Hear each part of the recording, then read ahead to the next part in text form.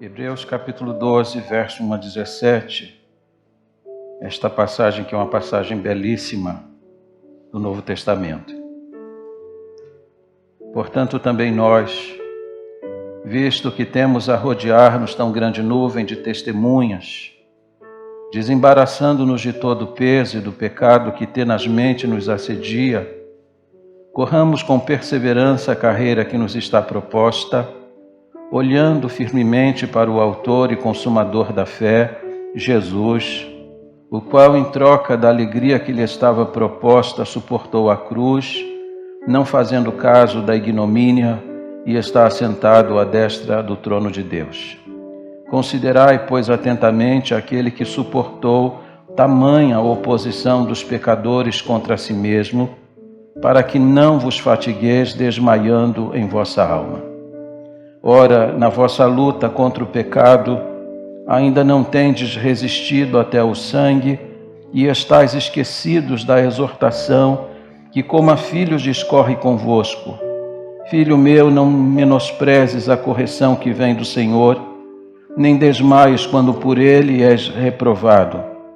Porque o Senhor corrige a quem ama e açoita todo filho a quem recebe. É para a disciplina que perseverais. Deus vos trata como filhos, pois que filho há que o pai não corrige? Mas se estáis sem correção de que todos se têm tornado participantes, logo sois bastardos e não filhos. Além disso, tínhamos os nossos pais segundo a carne, que nos corrigiam e os respeitávamos. Não havemos de estar em muito maior submissão ao Pai espiritual, e então viveremos?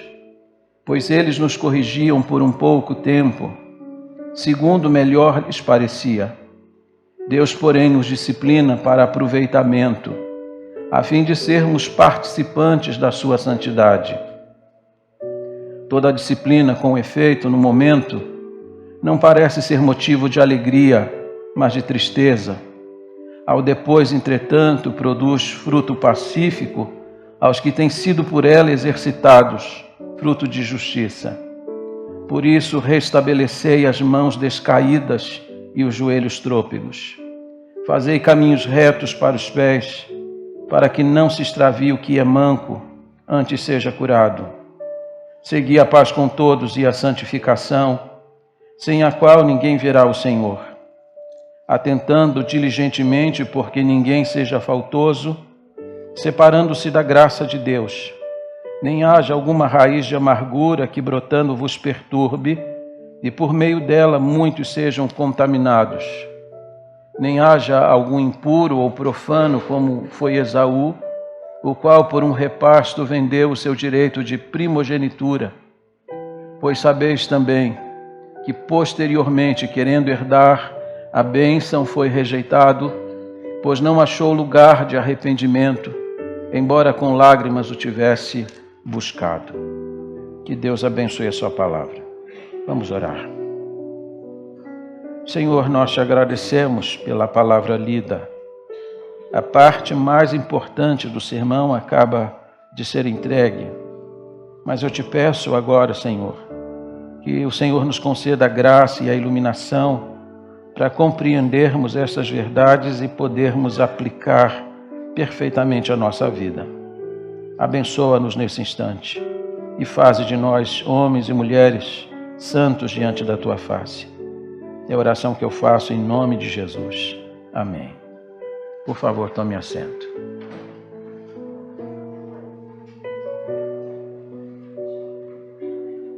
Nesta passagem belíssima, dentro dessa epístola, dois temas estão presentes: a perseverança e a santidade.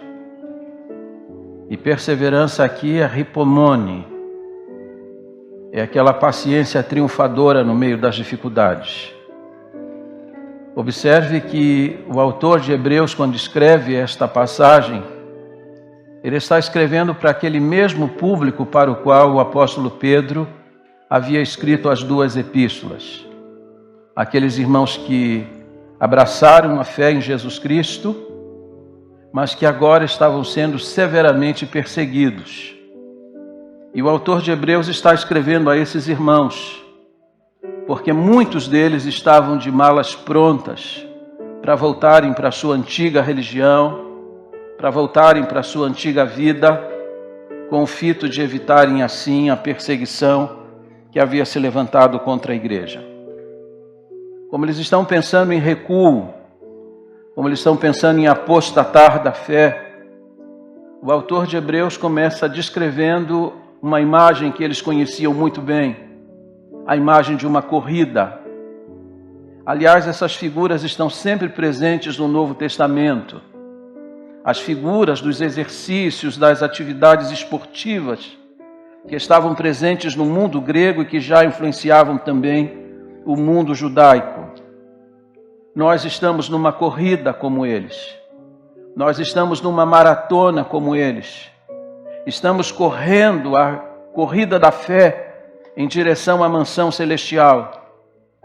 Mas é possível que enquanto a gente corre essa carreira, muitos estejam extenuados, muitos estejam cansados, muitos estejam desanimados e pensando em recuo. E o autor de Hebreus vem aqui exortar esses irmãos que nós não podemos desistir da nossa carreira, que existe uma corrida para ser levada a efeito. Se você observar no capítulo 10, o último verso que está lá, o autor de Hebreus diz assim: nós, porém, não somos dos que retrocedem para a perdição. Somos, entretanto, da fé para a conservação da alma. Se você está pensando em desistir, se você está desanimado e cansado, pensando em parar, deve considerar a exortação que o autor desta carta está fazendo. E óbvio que ele está fazendo isso olhando o contexto em que eles estão inseridos, dizendo para eles que Cristo é maior do que os anjos, Cristo é maior do que os profetas, Cristo é maior do que Moisés. Portanto, pela fé em Cristo nós temos que prosseguir. E ele lembra que fora de Jesus Cristo nós vamos experimentar a morte. Então, prossiga na caminhada. Mas note que essa figura da corrida é apenas um dos temas que ele está desenvolvendo aqui. Há um segundo tema que é importantíssimo nesta passagem, que é quando ele trata da questão da santidade.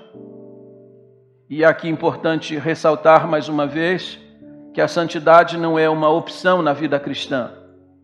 Santidade não é uma coisa que você põe à parte e diz, bem, isso aqui me interessa, isso aqui não me interessa tanto. Não existe um salvo que não seja santo. Se você não está interessado em santidade, você não está efetivamente demonstrando ser um salvo em Jesus Cristo. E para tratar de santidade, existem 7 verdades nesta passagem que a gente deveria considerar.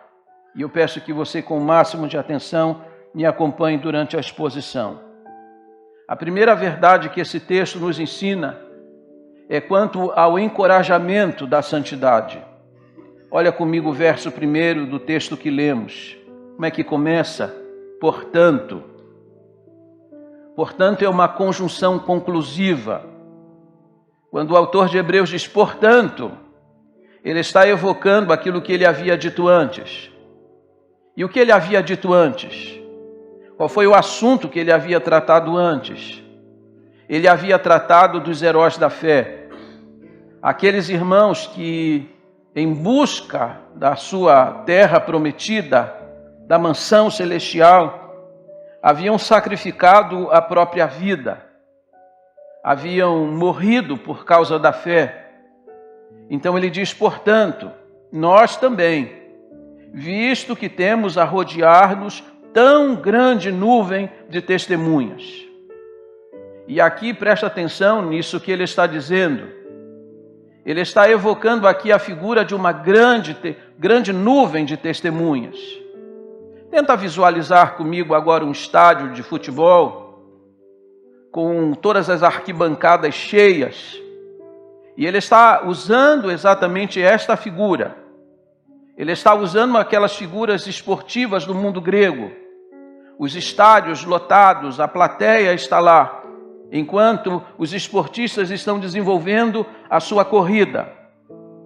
Mas note que aquela plateia que está lá, ela não está para assistir quem está correndo. Ela está lá para encorajar esses que estão correndo. O que o autor de Hebreus está lembrando é sobre os exemplos de fé que estão lá no capítulo 11.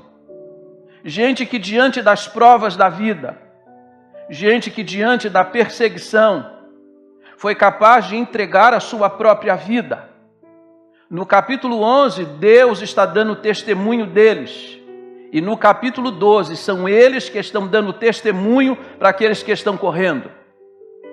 Como quem diz assim, você está pensando em desistir?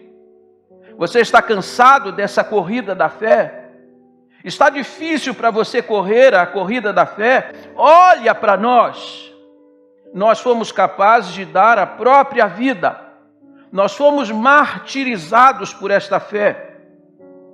Quer ver o tamanho do dilema que eles viveram? A Bíblia aberta. Hebreus capítulo 11, verso 33 a 38. Diz assim o autor de Hebreus: os quais por meio da fé subjugaram reinos, praticaram a justiça, obtiveram promessas, fecharam a boca de leões, extinguiram a violência do fogo, escaparam ao fio da espada, da fraqueza tiraram forças, fizeram-se poderosos em guerra, puseram em fuga exércitos estrangeiros. Mulheres receberam pela ressurreição os seus mortos. Alguns foram torturados, não aceitando o seu resgate para obterem superior ressurreição. Outros, por sua vez, passaram pela prova de escárnios e açoites. Sim, até de algemas e prisões. Foram apedrejados, trovados, cerrados pelo meio, mortos a fio de espadas. Andaram peregrinos, vestidos de peles de ovelhas e de cabras, necessitados, afligidos, maltratados, homens dos quais o mundo não era digno, errantes pelos desertos, pelos montes, pelas covas, pelos antros da terra. Olhando para o testemunho desses irmãos, você pode sinceramente dizer: está pesado demais, eu acho que eu vou desistir do Evangelho. Você foi cerrado ao meio, você fechou a boca de leões, você foi açoitado, você foi aprisionado. O que o autor de Hebreus está dizendo é que enquanto você está desenvolvendo a corrida da fé, o estádio está lotado, mas quem está lá é Abel. Quem está lá é o profeta Isaías, que foi cerrado pelo meio por ordem do rei Manassés. Quem está lá são Sadraque, Mesaque, Abidênego, que foram queimados ou colocados na fornalha de fogo para serem queimados. Eles estão lá dizendo para você: nós fomos até o fim, nós levamos até as últimas consequências a nossa fé. Por favor, não desista, continua correndo, vai até o final. Você não pode desistir. Existe uma grande nuvem de testemunhas falando para você prosseguir na sua jornada. E aqui note, nós usamos a palavra testemunha para dizer que testemunha é alguém que viu alguma coisa. Só pode testemunhar num tribunal aquele que presenciou, que viu, ouviu alguma coisa. Mas testemunha aqui não é simplesmente aquele que viu. A palavra testemunha aqui é a palavra mártir. Alguém que está disposto a morrer por uma causa. Existe uma grande nuvem de testemunhas de gente que foi capaz de morrer pela causa de Jesus Cristo. Essa grande nuvem de testemunhas está aqui para encorajar você e dizer para você: prossiga até o final. Mas não é prosseguir de qualquer jeito. Veja como é que ele termina o verso 1. Ele disse: com perseverança, corramos com perseverança a carreira que nos está proposta. Perseverança aqui é a palavra ripomona no grego. Paciência triunfadora. O que o autor de Hebreus está dizendo é que enquanto você está correndo a corrida da fé, você não vai pelo meio do caminho murmurando, dizendo: ai meu Deus, como que é difícil ser crente, eu não sabia que tinha tanta prova na minha vida. Não é murmurando, não é reclamando.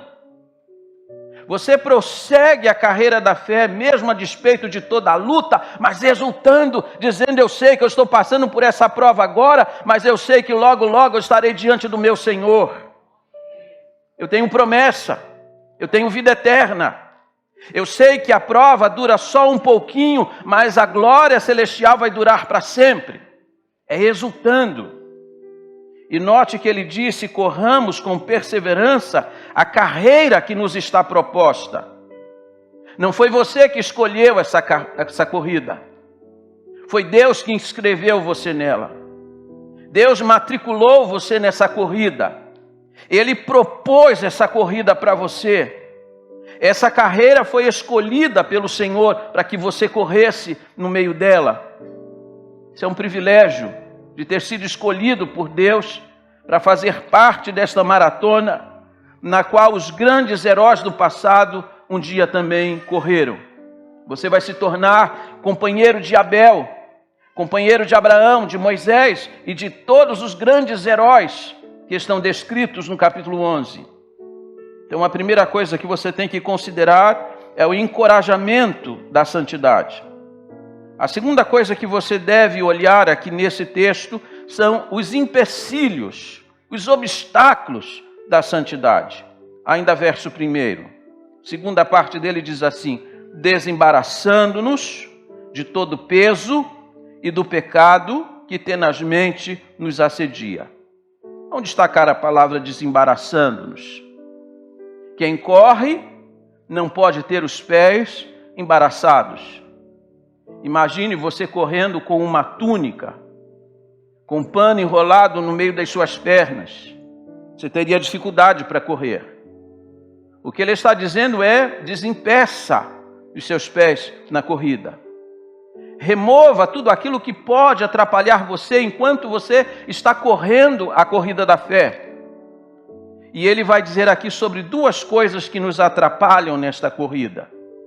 Ele diz: desembaraçando-nos de todo o peso e do pecado. Considerando que ele tenha usado essas duas expressões, peso e pecado, significa que peso e pecado são coisas absolutamente diferentes. São coisas que atrapalham, são coisas que impedem, são coisas que nos dificultam enquanto corremos a carreira da fé. E ele diz que peso e pecado são coisas diferentes. O que é peso? Peso é uma coisa que necessariamente não é pecado. Imagine, eu não sei se alguém aqui já correu a São Silvestre ou já correu uma maratona. Existe alguém aqui nessa modalidade? Não tem ninguém aqui, ninguém gosta de correr. O povo aqui é tudo sedentário. Vocês precisam começar a correr. Mas digamos que alguém aqui já tenha corrido a São Silvestre. Você imagina alguém correndo a São Silvestre com um botijão de gás nas costas? Com um saco de cimento de 50 quilos sobre as costas? Impossível correr assim. Isso é um peso desnecessário. Note que os atletas do passado, eles treinavam com peso, mas na hora de correr, eles tiravam todo o peso para poderem correr com maior fluidez. O que o autor de Hebreus está dizendo é que muitas vezes a gente coloca, enquanto corre a carreira da fé, pesos desnecessários sobre nós, que só nos dificultam. Vou dar alguns exemplos. Ficar 3, 4 horas diante da televisão quando você poderia estar lendo a Bíblia é pecado? Pode não ser, mas não ajuda você a correr a carreira da fé. Você navegar o tempo todo nas redes sociais quando poderia estar se dedicando a tarefas espirituais é pecado? Pode não ser, mas é um peso desnecessário que você está carregando.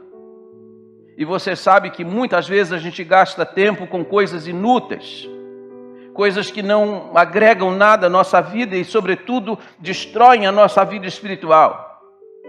Tire todo o peso.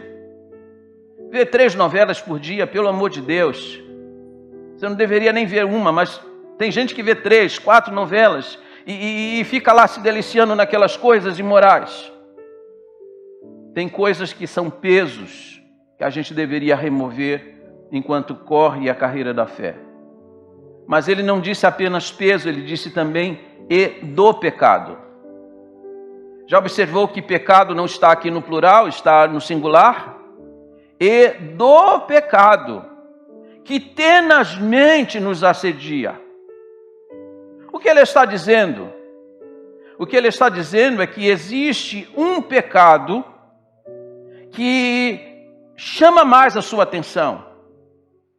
Sempre que você vai confessar a Deus pecado, via de regra você sempre pede perdão pelo mesmo tipo de pecado. Você sempre cai no mesmo lugar. Aliás, quando você vai pedir perdão a Deus, você já vai ter envergonhado, Senhor, de novo. Eu tinha prometido que eu não ia fazer isso mais, mas acabei fazendo de novo, e de novo, e de novo, e de novo. Existe um pecado que assedia você mais de perto. E ele está dizendo que você precisa ter cuidado com esse pecado, porque esse pecado está dificultando a sua carreira e a sua caminhada cristã. Você precisa ter cuidado, porque ele diz que este pecado assedia você tenazmente. Tenazmente, em algumas versões aí, está assim, tão de perto. Mas a palavra tenaz é uma palavra importante.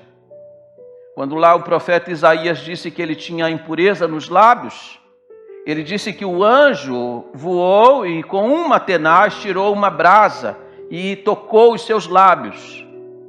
Tenaz é um alicate. Talvez você nunca tenha entrado numa ferraria, não tenha visto alguém trabalhando na bigorna. Mas o ferreiro é aquele que tira o ferro em brasa e ele faz isso com um alicate. Esse alicate chama tenaz. Ele tira o ferro em brasa, ele leva para a bigorna e então ele começa a trabalhar e a modelar aquele ferro em brasa. O que o autor de Hebreus está dizendo é que Satanás usa sempre este mesmo pecado para tirar você da presença de Deus e modelar você para você ficar exatamente do modo como ele quer. Portanto, existem obstáculos nessa corrida. Nós estamos lidando tanto com o peso, como nós estamos lidando com o pecado, que de forma muito próxima está sempre nos assediando.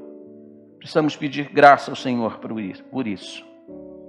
Terceira coisa que você precisa olhar nesta passagem comigo, considerando ainda a figura de que nós estamos numa corrida, é olhar para o modelo de santidade.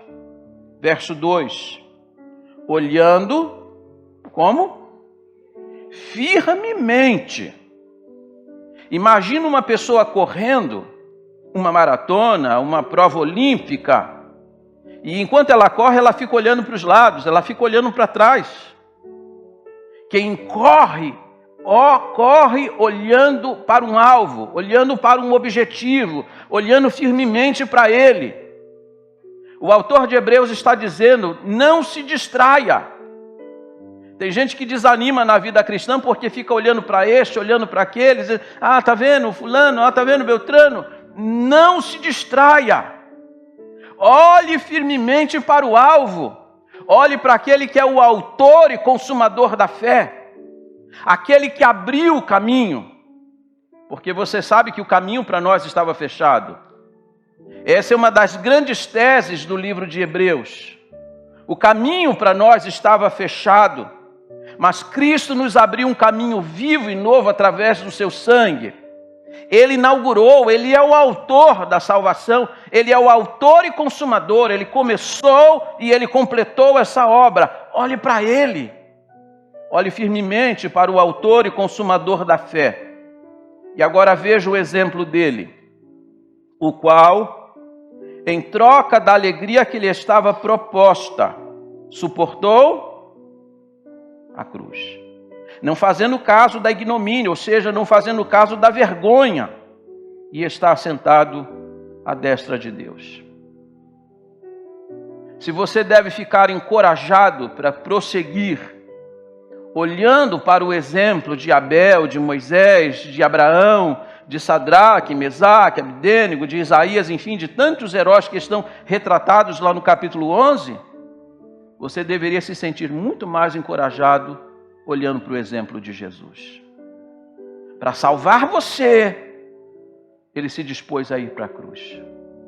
Ele foi envergonhado, porque diz aqui que ele suportou a vergonha. Ele foi esbofeteado, ele foi cuspido. Arrancaram sua barba, açoitaram ele. E ele prosseguiu até o fim. Ele não recuou 1 milímetro sequer diante do sofrimento.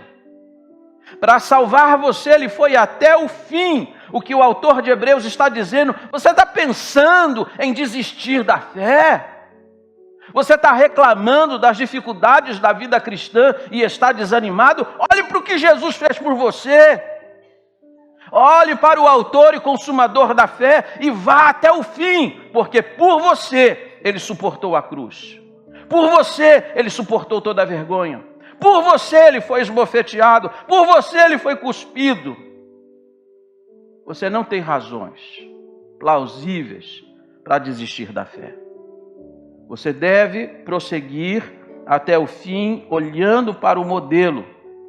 Verso 13, ele diz: considerai, pois, atentamente aquele que suportou tamanha oposição dos pecadores contra si mesmo, para que não vos fatigueis, desmaiando em vossa alma. Não fique desanimado. Olhe para o que ele fez. E olhe para o que ele fez e olhe também para a recompensa que ele recebeu. Ele suportou a cruz, mas diz lá no finalzinho do verso 2, agora ele está o quê? Assentado à destra de Deus. O que o autor de Hebreus está dizendo para os irmãos? Vocês vão sofrer um pouquinho agora, mas daqui a pouco vocês vão receber uma recompensa eterna. Cristo trocou a alegria, ele suportou tudo aquilo em troca da alegria que lhe estava proposta. Nós temos uma carreira proposta, ele tinha uma alegria proposta. Ele suportou o sofrimento, porque ele sabia o que estava reservado para ele. Você sabe o que está reservado para você no céu? Você tem noção do que Deus tem reservado para a sua vida lá no céu? Então você não pode desistir da carreira cristã. A quarta lição que o texto vai nos ensinar é quanto à luta da santidade. Verso 4.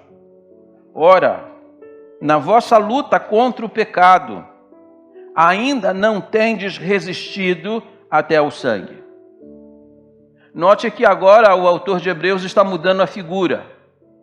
Agora já não é mais uma corrida, agora é pugilismo, é luta, de boxe, alguma coisa semelhante. E ele disse que na nossa luta contra o pecado ainda não tendes resistido até o sangue. O que ele quer dizer com isso? O que ele está dizendo para aqueles irmãos é: embora vocês estejam sofrendo muito por causa da fé, e eles estavam, porque a perseguição já havia se levantado, ele disse: vocês ainda não chegaram ao ponto de serem martirizados. Vocês ainda não chegaram ao ponto de terem o sangue derramado. Mas ainda que seja necessário, prossigam. Quando a gente lê aquele texto do Apocalipse, ser fiel até a morte, e dar-te-ei o quê? A coroa da vida. Como é que a gente entende aquele verso? Ser fiel até a morte. Eu fui crente até o último dia da minha vida. Não é isso que a Bíblia está dizendo lá. Embora você deva ser crente até o final da sua vida. O que o Apocalipse diz é ser fiel até a morte, quer dizer, ainda que te custe a morte. E aí, eu vou te dar o quê? Coroa da vida. Os ventos de perseguição já estão soprando. Não sei se vocês percebem. É muito claro diante dos nossos olhos o cenário, as coisas que estão acontecendo. Até quando a gente vai ter liberdade para estar aqui com as portas abertas, realizando culto, pregando evangelho? Será que vai chegar uma hora em que a gente também vai ser colocado em xeque? Renuncia à sua fé, murmura ou blasfema contra Deus ou coisa semelhante, ou morre? Se chegar a esse ponto, como será a nossa fé? Você estaria pronto e disposto a dar a sua vida por causa do Evangelho? Nossa luta, e é isso que o autor de Hebreus está dizendo, ainda não chegou nesse ponto. E se ainda nem chegou nesse ponto, por que você está pensando em retroceder? Sua luta é pequena diante daquilo que esses irmãos do passado sofreram. E a palavra aqui, na vossa luta aqui é agonizomai, é agonia, é grande aflição, é luta intensa. Vocês ainda não chegaram a esse ponto. Nós podemos reclamar de muita coisa, mas ainda a gente ainda não experimentou sofrimento como sofreram os heróis da fé. Quinta coisa que a gente precisa observar no texto. São 7 lições, eu já estou na quinta, significa que não vai demorar muito. Qual é a quinta? A disciplina da santidade. Mais uma vez ele muda a figura. Agora já não é corrida, agora já não é mais pugilismo. Agora é o ambiente do lar. Verso 5, e eu vou ler até o verso 11, porque essa sessão é a sessão mais longa. E estáis esquecidos. E aqui só me permita pensar a palavra esquecidos, porque esquecimento aqui não é aquele esquecimento assim que apagou da memória. Não. Esse aqui é um esquecimento deliberado. É aquilo que a gente chama de esquecimento seletivo. Eu escolhi esquecer esse detalhe. E estáis esquecidos da exortação que, como a filhos, discorre convosco. Filho meu, não menosprezes a correção que vem do Senhor, nem desmaies quando por ele és reprovado, porque o Senhor corrige a quem ama e açoita a todo filho a quem recebe. Até aqui por enquanto. Deus, ele é o que nosso? Nosso Pai. Como filhos de Deus, nós somos passíveis de receber de Deus o quê? Disciplina. E o autor de Hebreus prossegue dizendo que os nossos pais terrenos, embora imperfeitos, e às vezes até com excesso, sempre nos disciplinaram. E quando os nossos pais terrenos, eles nos disciplinam porque não gostam de nós? Disciplinam porque nos amam. Eu sou pai, eu sei disso. E a gente quer o melhor para os filhos. Quer que o futuro deles seja um futuro glorioso. E a única forma de conduzi-los no caminho certo é através da disciplina. Disciplina é necessário. E o autor de Hebreus está dizendo que enquanto você está nessa caminhada da fé, Deus, para conduzir você pelo caminho certo, Deus muitas vezes aplica na sua vida a disciplina. Mas a disciplina dele não é porque ele não ame você. É exatamente o contrário, é porque ele ama você que ele está disciplinando você. E aqui note um detalhe, ele disse que Deus só açoita, e a palavra aqui, vara, açoita, significa ferido com vara. Tem muitos pais aqui que dizem assim, meu Deus do céu, bater numa criança, que absurdo! Não pode bater em criança. Tem que chamar Ministério Público, Conselho Tutelar. Criança a gente só pode conversar com ela. Meu filho, não faça isso, meu filho, não faça aquilo. Tem que ganhar a criança na conversa. Há crianças e crianças. Tem crianças que você nunca vai precisar realmente bater. Nunca. Uma conversa ela entende. Mas tem criança que se você não der uma varadazinha, não conserta. Não conserta. E aí quando alguém diz assim, isso é um absurdo, então você está dizendo que o que Deus faz é um absurdo. Porque a palavra aqui, açoite, significa ferido com vara. Deus tem uma vara de disciplina. E é óbvio. Lá no livro de Jó diz assim, o Senhor fala de uma forma e ainda de outra forma se o homem não lhe atende. Tem gente que Deus fala assim, meu filho está errado. Ele fala, pai, eu estou convencido disso, me perdoe. Mas tem filho que Deus fala assim, isso aí só na conversa não vai. Vou dar umas boas varadas nele. Mas quando ele faz isso para colocar você no caminho certo, porque ele ama você, porque você é filho dele, e ele só faz isso com o filho dele. Ele disse que se alguém está sem correção, é porque não é filho de Deus. Quem não é filho de Deus vai receber juízo de Deus, não disciplina.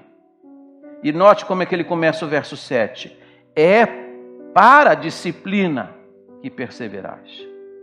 Por que que Deus, ele disciplina você? Toda a disciplina de Deus, ela é proposital. Deus tem um objetivo quando ele faz a disciplina. Olha comigo lá o verso 10. Pois eles, e ele está fazendo referência aos nossos pais terrenos, pois eles nos corrigiam por um pouco de tempo, segundo melhor lhes parecia. Não era perfeito, mas era o que eles achavam melhor. Deus, porém, nos disciplina para o quê? Para aproveitamento, a fim de sermos o quê? Participantes da sua santidade. O que ele está dizendo é que se Deus não disciplinar você, você nunca será uma pessoa santa. Ele quer, através da disciplina, produzir em você um caráter semelhante ao caráter de Jesus. Louvado seja Deus por toda a varada que Ele dá na gente para fazer a gente parecido com Jesus Cristo. Para lidar com uma pessoa teimosa como eu, Deus precisou dar muita varada. Mas louvado seja Deus pelas varadas. Verso 11. Toda disciplina com efeito no momento não parece ser motivo de quê? De alegria. Quando você era repreendido pelos seus pais davam uma varada, você ficava contente, não ficava? Naquela hora você fala, puxa vida, pegou pesado demais, puxa vida, papai, eu estou zangado, papai, vou para o meu quarto, não quero falar mais com meu pai, não quero falar mais com a minha mãe, foi muito injusto o que eles fizeram. Naquela hora foi motivo de tristeza. Mas tem muita gente assentada aqui hoje, diz assim, graças a Deus que meu pai pegou pesado comigo.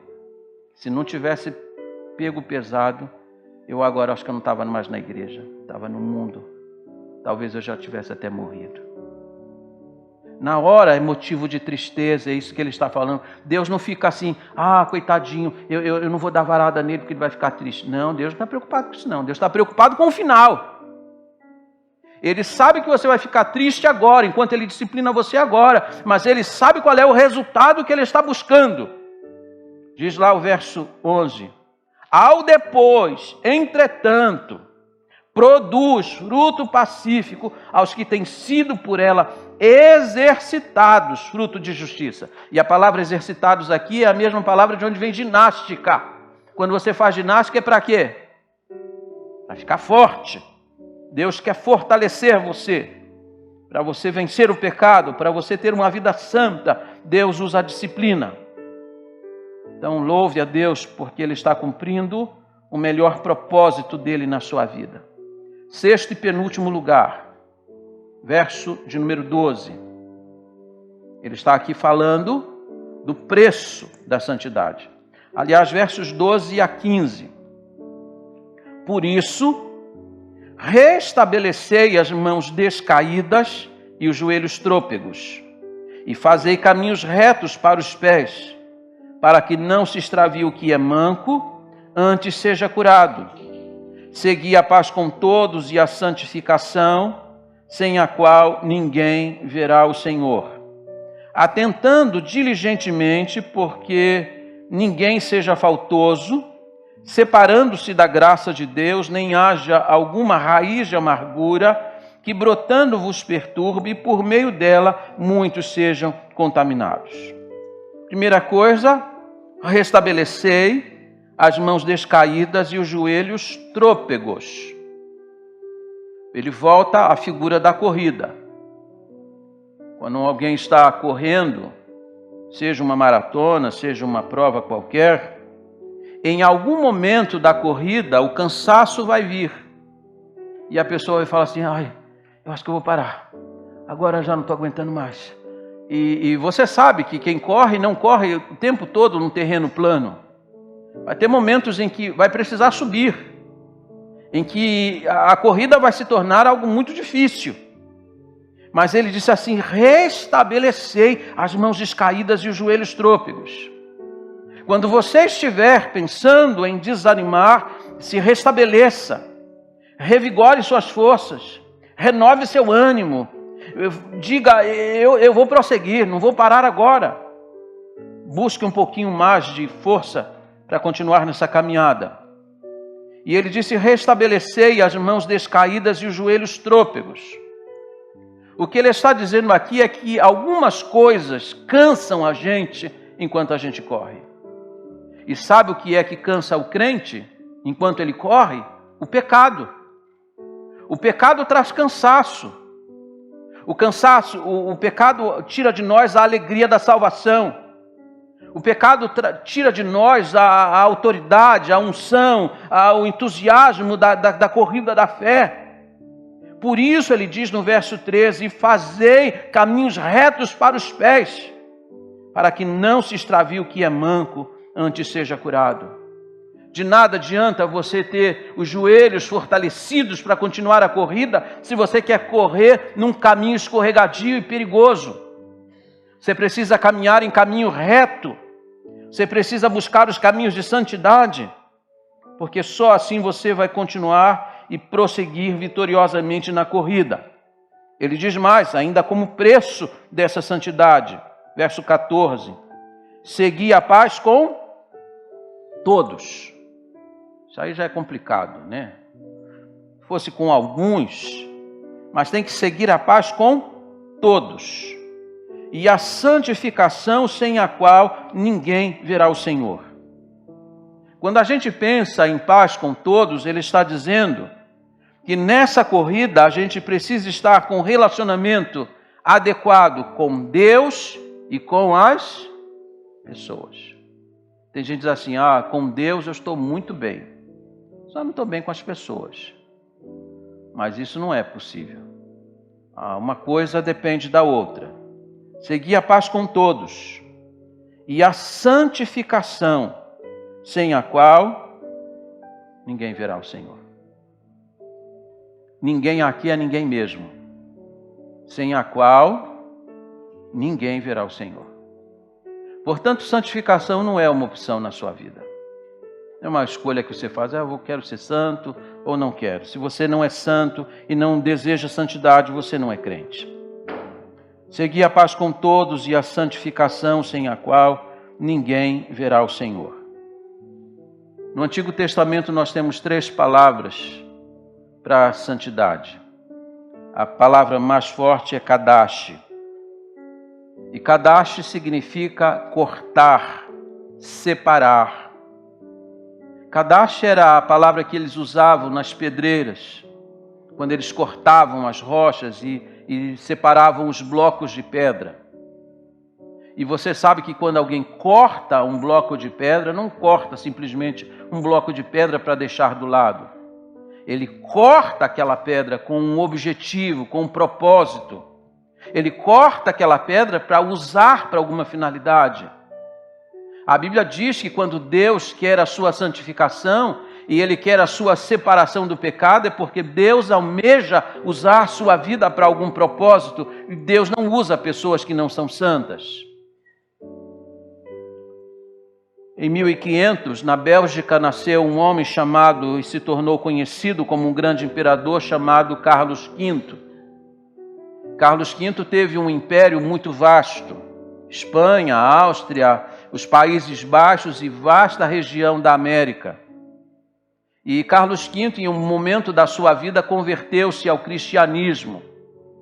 E ele impôs a conversão dele a todos os seus súditos e, sobretudo, a todos os seus soldados. E houve um dia em que Carlos V mandou seus soldados entrarem em um rio para serem batizados, por ordem dele. E todos deveriam ter a água até sobre a cabeça, todo o corpo tinha que ser batizado.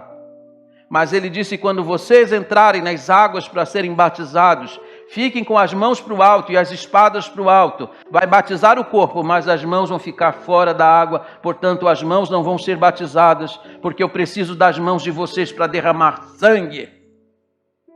Sabe o que é interessante? Tem crente que faz isso. Acha que uma parte da vida eu posso consagrar a Deus e outra parte da vida eu posso deixar para a prática do mal e do pecado. Deus quer a santificação plena da sua vida. Todo o seu ser consagrado a Ele para que Ele possa usar a sua vida. Ele diz mais, verso 15. Atentando diligentemente, porque ninguém seja faltoso, separando-se da graça de Deus. E aqui eu vou fazer só uma pausa. Graça aqui é um reservatório, é um tanque de combustível. Quem está correndo precisa ter combustível nesse reservatório. E ele está dizendo que a graça de Deus vai ser esse reservatório enquanto você está correndo. Vai faltar energia, você vai lá no reservatório e pela graça de Deus você tem mais força para continuar a corrida até chegar ao final. Portanto, quando você disser assim, eu não tenho mais condições, pastor, estou muito cansado, pastor, eu estou muito desanimado, vá no reservatório, a graça de Deus vai sustentar você até o final.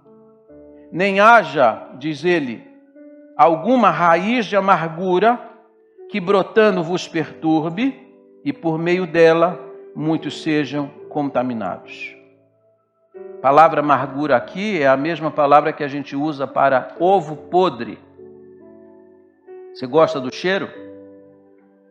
Quando você quebra um ovo podre numa cozinha, ninguém aguenta ficar naquele ambiente. O que o autor de Hebreus está dizendo é isso. Que uma pessoa que tem raiz de amargura, ela se torna uma pessoa intolerável. Ela contamina o ambiente onde ela está.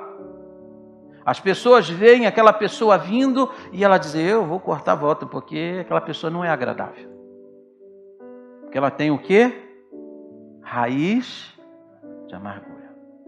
Ela se torna uma pessoa amarga, intratável. E note que ele não disse folhas de amargura. Folha é fácil de você retirar. Mas ele está falando de raiz. De uma planta que tem raízes, que se aprofundam. E que precisa ser retirada. Porque se ela não for retirada, ela vai perturbar a sua vida. E ela vai contaminar a todos que estão à sua volta. Eu ouvi há poucos meses atrás o pastor Roberto Brasileiro. O pastor Roberto Brasileiro é um grande obreiro da igreja presbiteriana, já com quase 50 anos de ministério pastoral. E ele disse que houve uma dificuldade na sua igreja e alguns membros da igreja começaram a publicar nas redes sociais acusações falsas contra ele. Disse que algumas pessoas fizeram memes para ridicularizar a figura dele. E um dia uma das suas filhas abre a rede social, lá o Instagram, estão lá as piadas e coisas jocosas contra o pai. E ela então ligou para o pai, pai, o senhor não sabe o que fizeram com o senhor. Publicaram isso contra o senhor.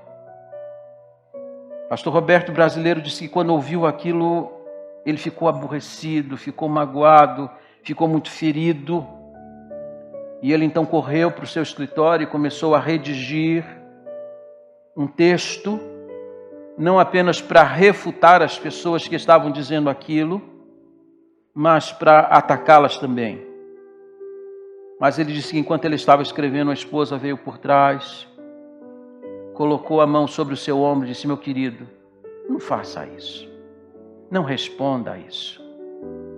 Não permita que raiz de amargura brote no seu coração. Aqui está um desafio para todos nós.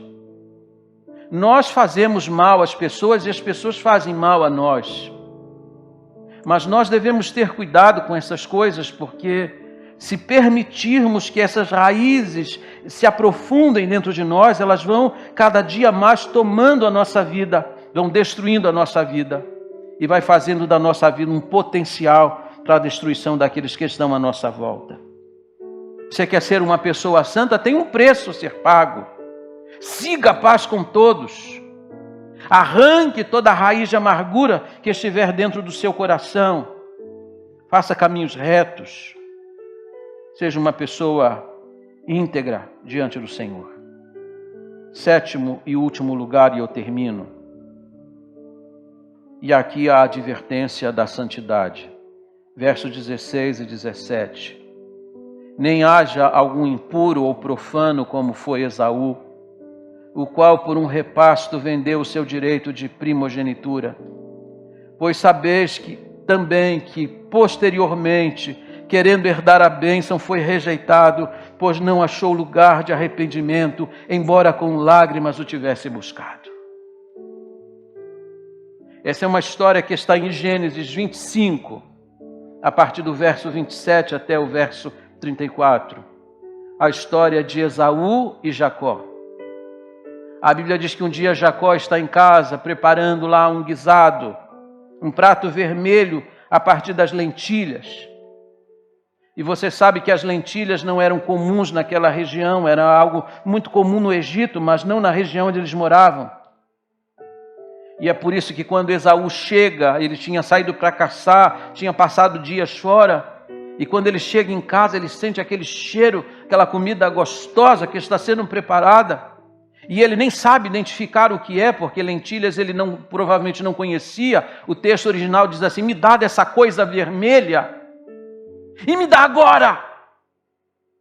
Ele agiu com impaciência, e Jacó matreiramente disse assim para seu irmão: eu te dou, aliás, eu te vendo, se você em troca me der o quê? Seu direito de primogenitura. Eu te dou um prato de comida e você me dá o seu direito de primogenitura. Que troca, hein?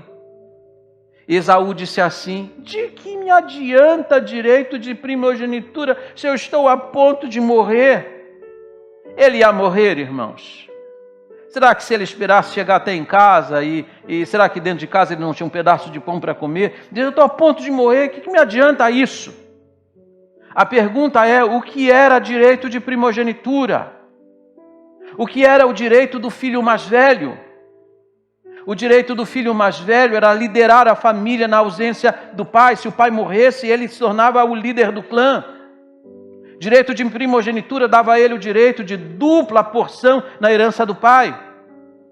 E no caso específico do herdeiro de Isaque, aquele que recebesse o direito de primogenitura teria o direito de figurar na genealogia do Messias. Porque a Bíblia diz, e foi promessa de Deus a Abraão: em ti serão benditas o quê? Todas as famílias da terra. Tinha uma promessa de Deus grandiosa, que ia culminar na vinda de Jesus Cristo o Salvador. Ou seja, o direito de primogenitura era uma coisa preciosíssima do ponto de vista espiritual. Mas diz a Bíblia que Esaú trocou tudo isso apenas por um prato de comida. A Bíblia diz que por um repasto. E é isso que Moisés diz lá. Moisés não diz que ele vendeu, Moisés diz que ele desprezou por um repasto. Ele desprezou as coisas espirituais por coisa que não tinha valor nenhum. A gente olha para essa história da Bíblia e diz assim, que absurdo. E você sabe que Gênesis 25, a partir do verso 27, é o texto que a gente chama de a refeição mais cara do mundo. Porque por causa de uma única refeição, ele trocou uma bênção que tinha valor milenar. A gente olha para essa história assim, que absurdo alguém fazer isso. Mas a gente faz isso sempre. Quantas vezes você deixa de vir para o culto porque o Timão vai jogar? Hã? Não, hoje é Corinthians. Aí o Corinthians vai lá e pum, perde. Bem feito. Quando o crente falta o culto para assistir futebol e o time dele perde, eu louvo a Deus em dobro. Mas não é só o Corinthians, não. Você troca por um encontro social, você troca por outras coisas que você poderia perfeitamente esperar para outro dia, para outro momento. A gente troca as coisas espirituais por coisas momentâneas, que nos dão prazer momentâneo, mas não trazem a nós nenhum fortalecimento e benefício espiritual. A gente precisa considerar essas coisas, porque o autor de Hebreus diz que depois Esaú se arrependeu. Aí ele quis a bênção espiritual de volta, mas depois que ele desprezou, não conseguiu mais reconquistar. Ele chorou, diz o autor de Hebreus, mas nem com lágrimas ele conseguiu recuperar. Sabe o que a Bíblia está dizendo? Quando você despreza as coisas espirituais, você está correndo o risco de perdê-las para sempre, porque você as despreza e as coisas espirituais não podem ser desprezadas. Fiquemos em pé, todos nós.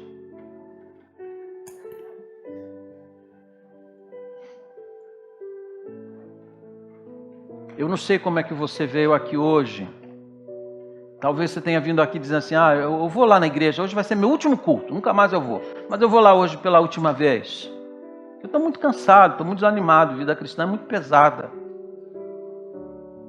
Estou pensando em parar. Não é tempo de parar. É tempo de prosseguir, avançar. Mas não é avançar de qualquer jeito.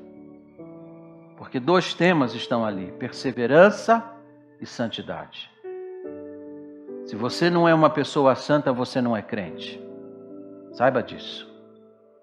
Porque sem santidade ninguém verá o Senhor. Curve a sua fronte onde está. Vamos orar. Bendito Deus e Pai. Deus, nós te agradecemos pela oportunidade que o Senhor nos dá de virmos à sua casa, de ouvirmos a exposição da tua palavra. Concede-nos força, graça. Ajuda-nos, ó Deus, para que nós não nos apartamos da tua graça, porque dependemos dela para continuarmos e avançarmos nesta jornada que o Senhor já nos inscreveu. Abençoa os meus irmãos que porventura estejam desanimados, para que seus joelhos trôpegos sejam restabelecidos para continuar a jornada. Te peço, ó Deus, por aqueles que permitiram que pesos, ou mesmo o pecado que de perto assedia, estejam comprometendo, ó Deus, essa caminhada. Concede-nos, ó Deus, o teu favor e o teu perdão mais uma vez. E ajuda-nos a darmos valor, de fato, às coisas espirituais e não as trocarmos por nenhum repasto deste mundo. Abençoa a tua igreja, abençoa os meus irmãos e ajuda-nos a completarmos esta jornada vitoriosamente, porque a despeito das lutas que vivemos agora, sabemos que essas lutas são momentâneas, mas aquilo que nos está aguardado nos céus é eterno. E eu te peço, Senhor, dá-nos a bênção de completarmos juntos todos esta jornada. Em o nome bendito e santo de Jesus Cristo. Amém. Diga à pessoa do seu lado, eu te encontro na reta final. Não fica pelo meio do caminho, não. Te encontro lá na linha de chegada.